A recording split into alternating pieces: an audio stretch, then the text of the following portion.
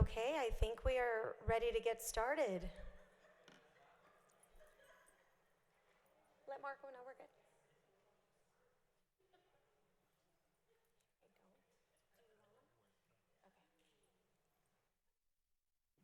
Good morning, everyone, and welcome to our Edinburg Police Department DWI Awareness Press Conference, obviously aimed at confronting the urgent issue of driving under the influence. I am Roxanne Lerma, lucky enough to be the Director of Communications and Media for this amazing city. This event, organized to raise awareness and foster responsible choices, it's going to bring together a community of law enforcement officials, public leaders, and of course our advocates. Through some really great discussions and an impactful testimonial, we're striving to highlight the devastating effects of DWI and then also empower individuals in our community and the entire valley to just make some life-saving decisions. So we thank you for joining us as we work collaboratively to make our streets safer.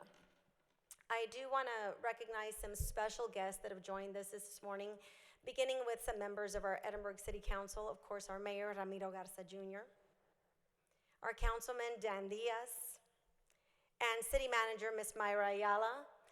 Also, Hidalgo County Judge Richard Cortez, we thank you so much for being here. Your presence and your support, always appreciated. Our DA, Terry Palacios.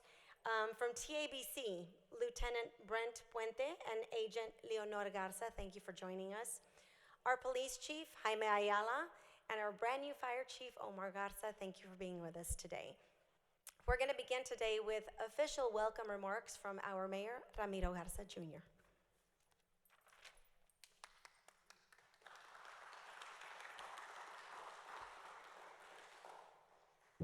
Good morning, everyone.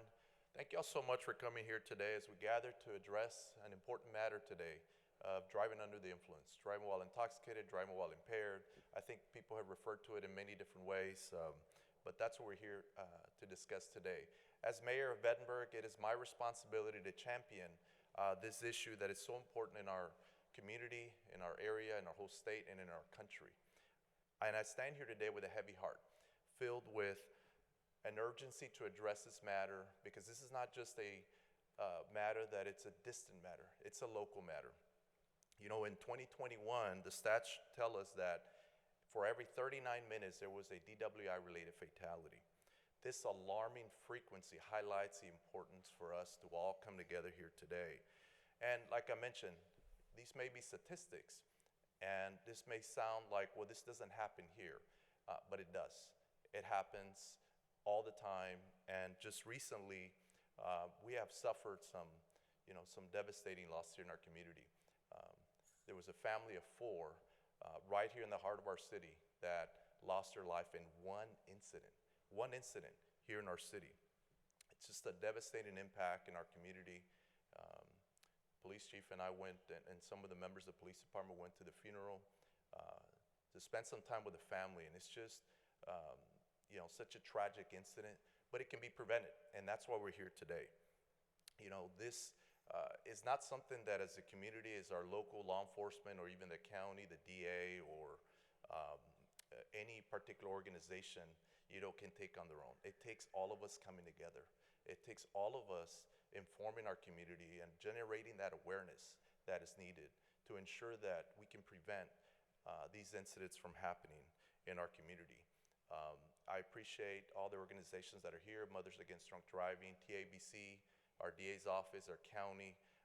It shows that we have all the entities here together, and we are doing our part. But we're asking today our residents to do their part.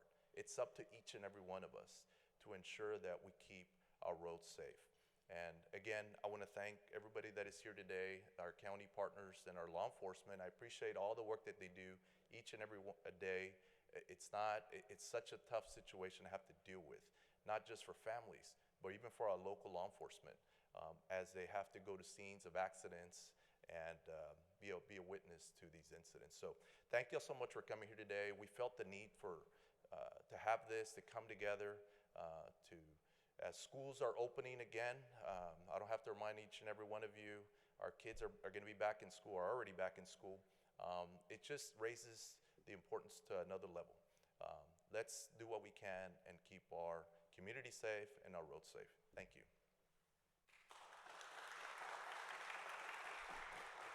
Thank you, Mayor.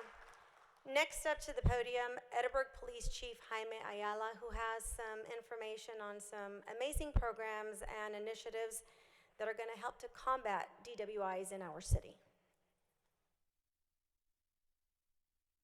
Good morning. Thank you, Mayor, Councilman. We truly appreciate the support that you give us to do the jobs that we need to do. Without your support, without the resources, it would be extremely difficult for us to do what we need to do. I want to thank you all for attending this event this morning, the sharing of very pertinent information that we want to do with our community. I'll tell you that our media partners are the vehicle for us to extend this information into the community, and so we appreciate your support for being here to share this very important information with our community. It's about the mission. Edinburg is a wonderful place to live, to raise your family, to enjoy the many artistic and sporting venues we have, and enjoy neighborhood camaraderie. However, there are times when we face challenges in our city. Today, our focus is to combat impaired driving or drunk driving. We've seen across our country how these crimes have an impact on families, friends of families, relatives, schoolmates, and the list goes on. Drunk drivers not only kill people, but they also permanently damage the hearts and minds of so many loved ones who lost someone to a drunk driver. Last year in Edinburg, we investigated 3 fatal crashes, 2 of those being alcohol related. We made 342 arrests, and there's no way to measure how many lives our officers saved by making those arrests. This year, we've investigated 6 crashes with 9 fatal victims. 2 of those victims were only 2 and 10 years old. Their lives taken from them at such a young age because of a terrible decision someone made to drive a 4,000-pound bullet. The damages go beyond the family of these 4 victims that were killed on that Monday night of July 24th. I ask that you keep this family in your thoughts and prayers as they begin and continue the healing process for many years to come. Where we made 342 arrests last year, by mid-July of this year, we've made 225 arrests for DWI. The men and women of the Edinburg Police Department are working hard to keep our community safe, but we need your help. Don't drink and drive, and don't let anyone else do it either.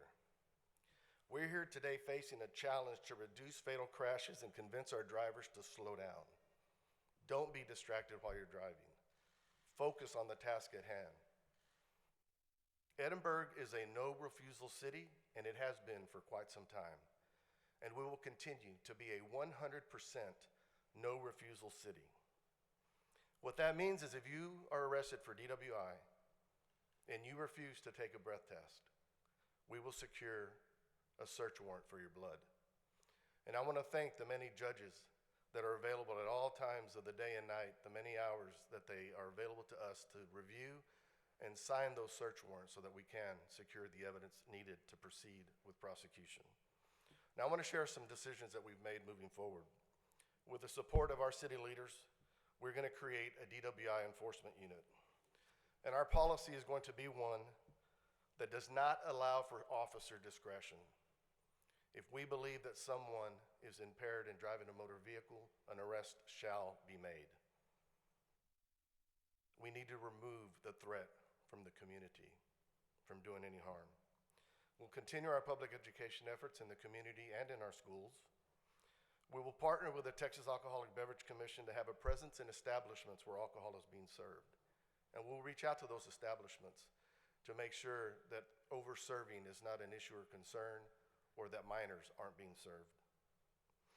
When a DWI or PI arrest is made, we will investigate and try to determine where that person was consuming alcohol, where they're coming from. And if a location or establishment is provided to us, We will log that information down, and then we will generate a letter to send to that establishment notifying them that we made an arrest for either driving while intoxicated or public intoxication, so that they are aware that someone left their location that was impaired enough to be arrested for a crime. If one of these locations pops up on our log repeatedly, we will work with Texas Alcoholic Beverage Commission to proceed and pursue administrative sanctions against their license and or have a much higher presence in the area to keep our people safe. Now, we are rolling out this campaign to say one thing: make a plan.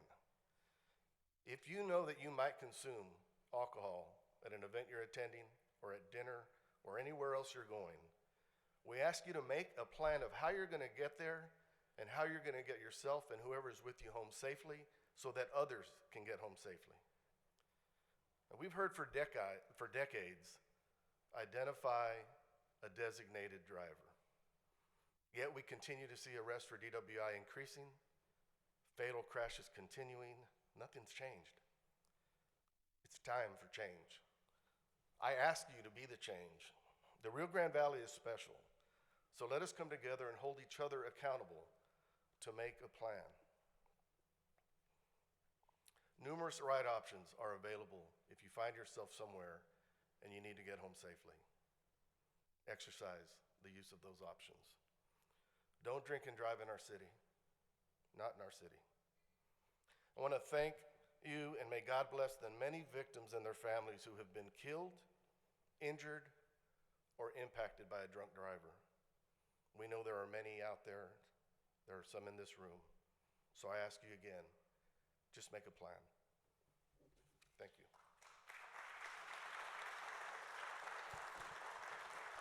Thank you, Chief. I do want to recognize our Municipal Judge Hector Bustos and our Councilman Johnny Garcia for also being with us today. Thank you for your presence. And now please welcome our Hidalgo County DA, Terry Palacios, for a few remarks.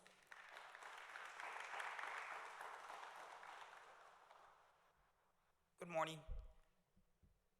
You know, we have issues at the DA's offices driving while intoxicated. This is a crime that starts with one personal view. It starts with you. So if you can change and we can break this cycle, you know, you come home with a couple of beers in yourself and your children see you, they think it's okay. And it's not okay. We need to break that cycle. If you have one beer, don't drive. There's no need for you to get yourself behind the wheel. Not with all the facilities we have, not with other Lyfts and designated drivers and Ubers we may be able to call. We're growing, guys. We're a big community. It's not like it was when I was, a teenager, with very few people on the road. There's a lot of people on the road.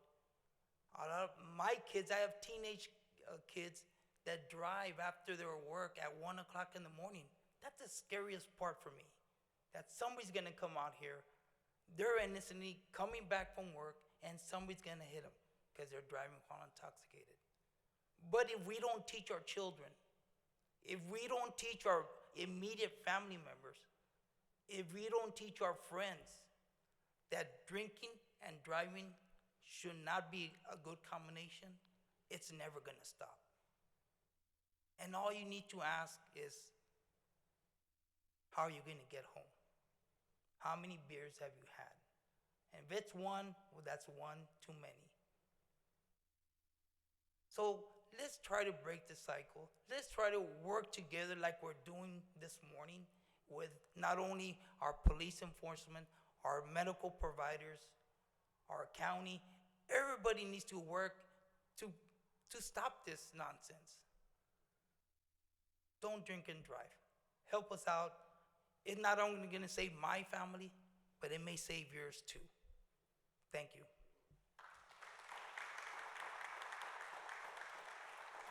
Thank you to our DA. Next up in our speaker lineup, please welcome Maura Torres from Mothers Against Drunk Driving.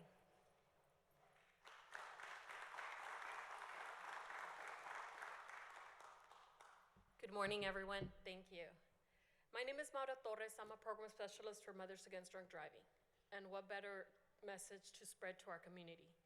Thank you, Chief Ayala, for having me here today. Thank you, Mayor Ramiro Garcia, our DA, Terry Palacios. Thank you all for being here. Judge, thank you. Dan, thank you for being here. Like Chief said, it's our community. We need to practice safety. We need to educate them, right? Mothers Against Drunk Driving knows that Edinburg Police Department and all law enforcement agencies' jobs are not easy. I want to thank each of you as our heroes in law enforcement. You've devoted your time, risked your lives, and do most of the time without proper appreciation in the name of in public safety. We know each of you serve our communities always without precedence and often without any thanks. Matt is grateful, and we offer our tireless efforts to give you all the support that we can. Mothers Against Drunk Driving is a nonprofit leader in the movement to create a world where there are no more victims of impaired driving. By working in collaboration with Edinburg Police Department to end underage drinking and all drug and drunk driving. Matt is here to support this cause and work together to educate the community. Matt efforts have helped reduce drunk driving deaths by more than 50%. More than 400,000 lives have been saved. Mothers Against Drunk Driving projects that drunk driving deaths may surge 40% this coming up Labor Day weekend. So let's educate them. Remind them, given that information, that we don't need no more crimes. We don't need no more tragedies. There are many options, like the DA said. There are many transportation options: Uber, Lyft, public transportation, taxis, a passenger that you designate for them to provide you a ride, assign a designated driver. Mothers Against Drunk Driving projects that comes to top that this year, 25% year-round increase in death caused by drunk driving since 2018. When someone in the US now killed or injured in a drunk driving crash every 79 seconds on average. Every crash has a devastating impact on victims and their family, classmates, coworkers, and the community. Like they said, it takes a village to raise a child, so it takes a community to be impacted. And ending is the key to ensure that the fun lasts longer after summer ends, said Tess Rowland, our national president, who was severely injured by a drunk driver in 2021. Don't drink, don't drive. Never get in a vehicle with a driver. Make sure you always have a plan, like Chief said. Plan ahead. In the same way you plan your perfect outfit, like I planned today at what I was gonna wear, we planned this conference. What better way? Always plan ahead. You are getting back home to your loved ones. Make a plan to use a rideshare public transportation. Party with a pass. A pass is a person appointed to stay sober. This year, Matt is working to spotlight the dangers from all forms of impaired driving, which includes drunk and drug driving, as well as the use of multiple substances, or a polyuse. The academic data shows that even experienced cannabis users experience physiological effects that impair driving and can be dangerous, even if driving short distances. The organization is a vocal advocate for tougher sentencing, new laws, and a new technology, including implementation of the Bentley's Law. Bentley's Law supports the bill that hold drunk drivers offenders accountable. Too often, offenders are able to move on with their lives after killing someone, while victims and survivors are reminded every day of the loss. The idea behind Bentley's Law is to both provide a sense of justice for the victims and the survivors, and make sure offenders are reminded of the heartbreak they caused by making the choice to drive impaired. Matt also has provided supportive services to nearly 1 million victims of drunk and drug driving at no charge through our local victim advocates and its 24-hour victim helpline, which I like to point out my coworker, Anna Varley. She's been with us for 23 years, and she is 22 years, so she's familiar with all the victims, and she creates that special bond. But we need to stop that. We need to come and, like the chief said, plan ahead, get ahead of it, educate our community, give that information. We ask you all to follow us. If you all know of any victims, please give them our website, mat.org. We have a 1-800 number, 1-877-MAT-HELP. Please follow us on Facebook, Instagram, Twitter. We like to share what's going on, trends, anything, new changes. We're always voicing the changes among our community. Thank you again, everyone.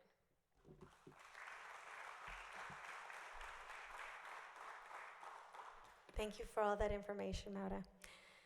And now for a very personal testimonial, someone who knows all too well the consequences of drinking and driving. Please welcome Analicia Zarate, a realtor, part of Leadership Edinburg Class 34, and a statewide advocate as a victim and survivor alongside MAD for the last decade.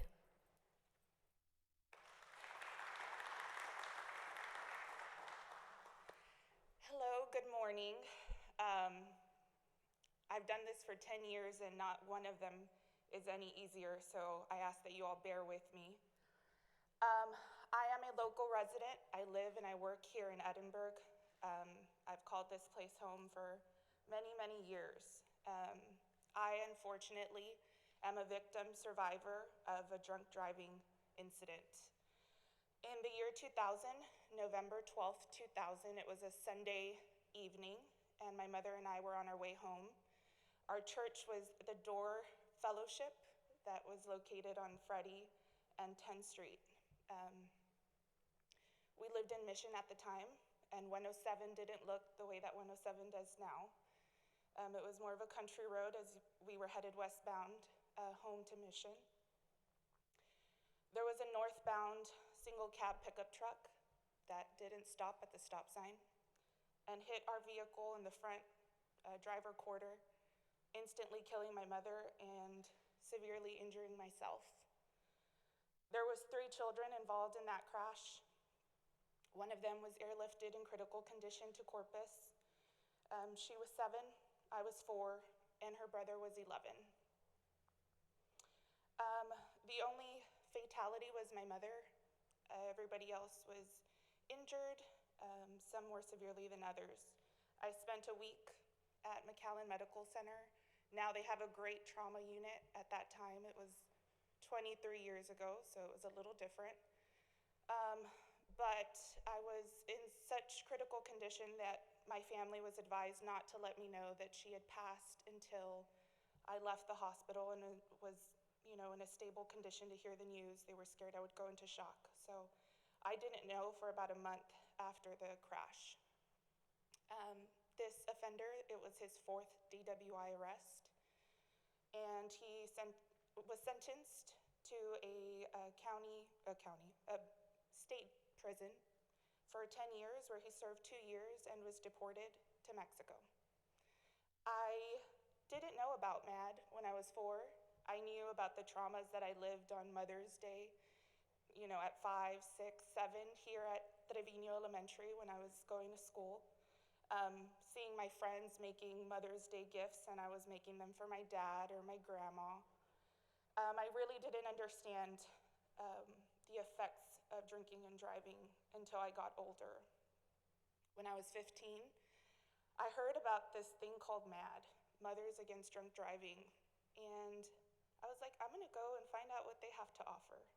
They had victim services, and I walked in with Miss Anna, and I was 15, and I was on a hunt.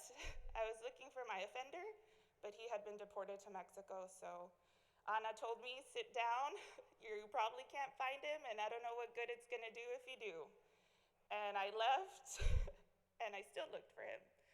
So I didn't end up finding him until 2022, and the way that I found him was an online portal for Texas inmates.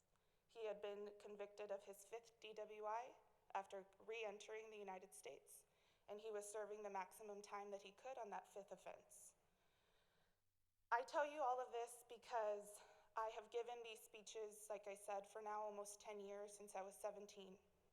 And there's times that I sit in a county courthouse or a police station and I talk to offenders and I let them know that I drove all the way to Harlingen and Brownsville with no gas. Nobody paid for my gas to get there. And this one really was special for me because no one paid my gas to get here either. But this one's special because, like, I think the common topic, the common feeling in this room is that we're a community. And I go to Harlingen and Brownsville, even though I didn't grow up there, but they're still our community. The tragedy that we had here a couple of weeks ago was just a couple streets down from where I live, where I work, where a lot of us in this room work and live. So it hurts a little different. But I think that we all have the power, the leadership, the influence to not only have this power and this new laws that we have, taking place and things that we're going to put into place for the police department, but we have to take this home. We have to take this home and tell our young kids that are going out, college students, we're a college town, letting them know the options that we have to get home safely. What I like to say when I speak is that I'm not against drinking. I'm not here as in, sober living. You have that option to drink as long as you do it responsibly. Go out, get a lift. I tell people, if you don't have the $15 to get you to the bar and the $15 to get you home, you probably should be at home asleep because you should probably go to work tomorrow. So, again, this is my story. And there is unfortunately a lot of people with similar stories, not only in our community, but in our country. And I ask that at some point, we are able to implement and not have a fear of this happening in our community. Because we may not see it until we're directly affected. But as a person who has lived 23 years because of a choice that somebody made, drinking and getting behind the wheel, I'm telling you, it's not a pleasant feeling. It is not something that I would wish on my worst enemy. So please help me and help your family and our community by going home and being a voice and remembering me when you decide to go out or see people that are planning to go out and drink or at a quinceañera. I tell people, I can promise you, even if you didn't plan, our slogan is make a plan. Some people can say, well, I had no idea. I can guarantee you that if you knew and you're now at the bar, you say, hey, my car's outside. If you tell that establishment, hey, I'm already too intoxicated, I'm gonna get an Uber home. Can I leave my car here? More than likely, I can almost 99% say that they would have no problem with that as long as you got home safely. So even if you go out and initially didn't have a plan, make sure that you do while you're out. Prevent it. Get a lift, call somebody who's not drinking, and get home safely and keep everybody else on our roadways safe. Thank you.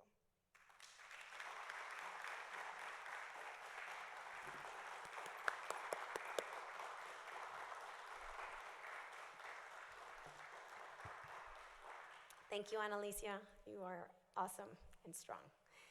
So as we were planning ahead for this DWI Awareness Press Conference, there was one element that Chief Ayala really wanted to include, and that was disseminating a public service announcement. So big thanks to my media team and specifically to Juanan Saldua who put it together for us, and I'd like us to take a look at it now.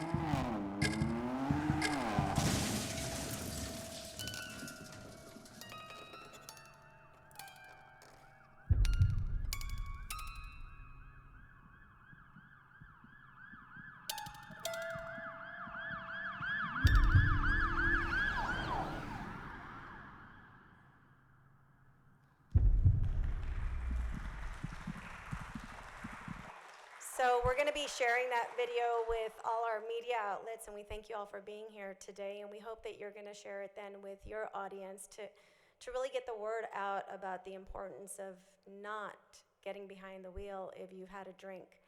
That concludes our press conference today, and let us just all remember that every choice that we make on the road has consequences, and by raising awareness about the dangers of driving under the influence, then we can maybe save some lives and protect our community. So just remember, make a plan.